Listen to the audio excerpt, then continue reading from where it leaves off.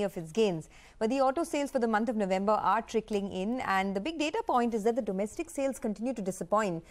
Two-wheeler maker Bajaj Auto just reported their numbers a while back. Total sales are down 10%, but domestic sales are under further pressure, coming in at the lowest level since May of 2021, down about 20% year on year. Rakesh Sharma, Executive Director at Bajaj Auto, joins us now to talk about that. Mr. Sharma, good morning. You were telling us the last time we spoke that the domestic market is under a lot of pressure and inventory levels are high. How is the situation on the ground now? And are you noticing any recovery in sight? Morning, Sonia. No, it's sort of the situation continues, after the little surge we saw in July, August period. After that, really the industry has been underperforming.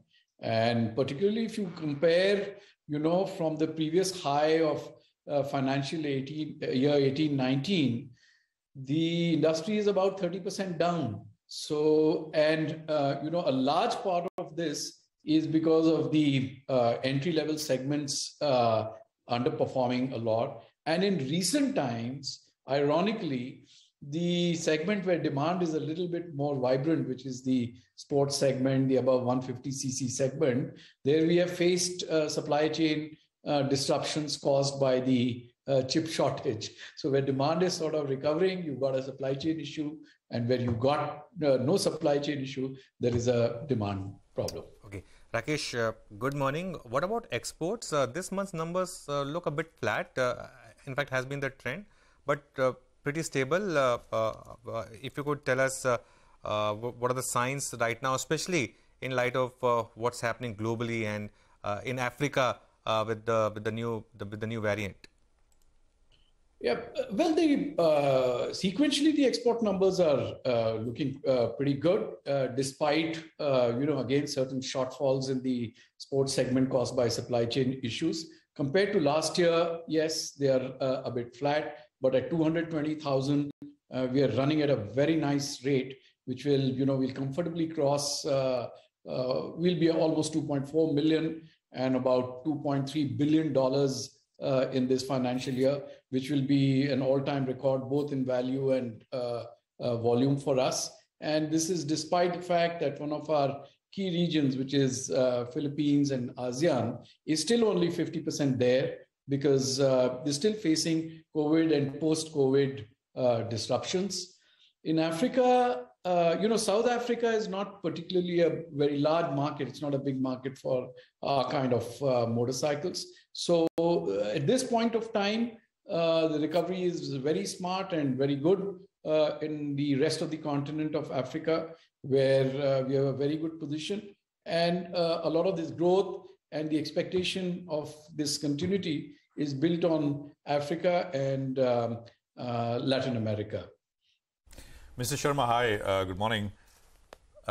Could you, just to come back to the domestic market, I mean, I guess it's not just Bajaj, but anecdotally we've been hearing from other players that things are a little tough, especially at the entry-level segment, even other segments as well.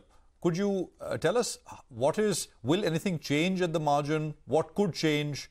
And what are industry level and the company level dealer inventories looking like, and how do they compare to historical levels, average levels? Just a little bit of outlook. Well, this has been the case for quite some time now, though of course with COVID receding, but we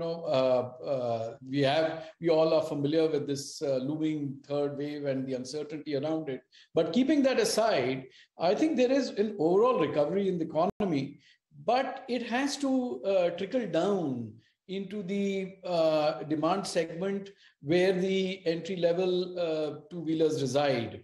And a direct intervention, whether it is in terms of supporting those customers to have more money in their pocket or giving relief on taxation. As you know, that the two-wheeler industry has been sort of over the last 3-4 years been facing a lot of regulatory and other cost increases. So some relief on that side would certainly do something to kickstart the recovery in the bottom half of the industry. Even in the top half, the demand is muted. It's not as if it's going great guns, because there is a lot of ABS related costs and other regulatory related costs, and there has been no sort of offsetting. And we generally tend to look at the auto industry in one brush, but the auto industry comprises everything from very expensive SUVs to 50,000, 60,000 rupee motorcycles, and it's very important to view the motorcycles, the two-wheelers,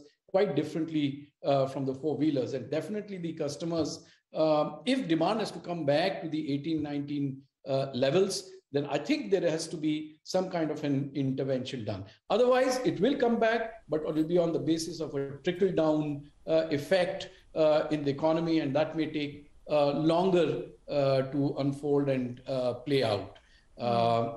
We, of course, would be happier if our more direct intervention is done. In terms of inventory, so therefore I see, the outlook, let's say in December, to continue in the same manner, and a gentle recovery going forward. There are aspects like retail finance coming back, and the retail financiers now being more confident. Three-wheeler businesses coming back, though this month we have had a supply disruption. And in all this, we of course believe that because of our sort of value-added strategy, we are slightly ahead. That's what the Vahan market share data is telling us. So I think that kind of a gentle trajectory should continue in the domestic business. Okay, Mr. Sharma, sorry to interrupt you. Actually, I'm running out of time, but I want to get two questions in before we run out of time. One, what is the exact domestic market share that you're sitting on? Because you briefly mentioned that, on the market share side.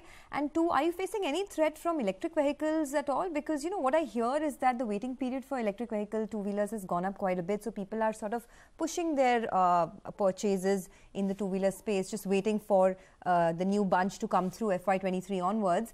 But you tell us, is that a big threat right now? Well, to address your first one, the Vahan market share data tells us that we are at approximately 20% plus market share, which is an improvement of about 1.5-2 percentage points over the same period last year.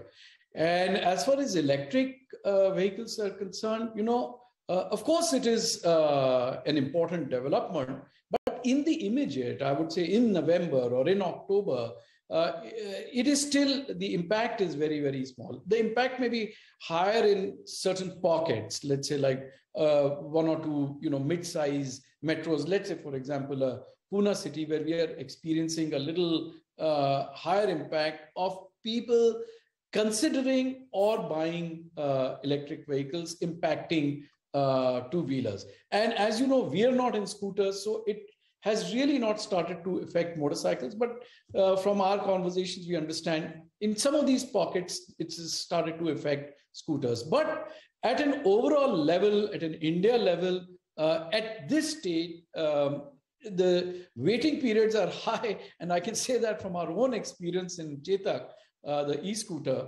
is because of supply chain issues, And we're not being able to fulfill the demand simply because the component supply, for one reason or the other, keeps getting disrupted. So in the immediate term, it's not as if the electric shadow of the looming electric business is muting demand. Okay, all right. Well, we hope that things recover, especially on the domestic side, but it's good to hear that you've managed to, through all of this, hold on to your domestic market share at 20%. That is no mean feat. Thanks a lot for joining us, and have a great day. Well, that's the word coming in from Bajaj Auto. The domestic market is still under pressure, and they're hoping that the government intervenes in some or the other way to pump up demand. But let's move on. Stay